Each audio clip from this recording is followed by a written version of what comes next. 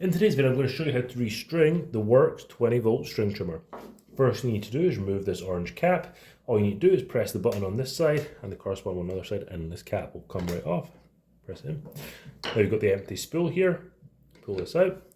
On the bottom, find this little notch here, and we're going to put our string line into there. We're going to thread it through from right to left. So we'll come through, and we're going to pull it this way. And we're going to pull it this way because that's the way the arrows are going, so we're going to thread this on in the direction of the arrows and all the way until we got this fully wound on. With the arrows facing up, you're turning this anti-clockwise and winding this on clockwise. About 5 inches of string line left. I'm going to clip this in here, and this is going to prevent it from coming undone when I'm installing it like that. So I'm never going to have this spin off and lose all my hard work. Bring in the rest of the string trimmer.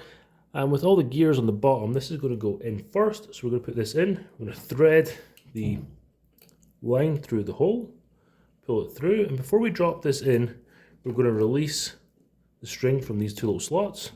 Keep everything tight. Drop it in. Let it click. Get your cap. Put your cap back on. And that's how easy it is to replace the string line on this Worx 20-volt string trimmer.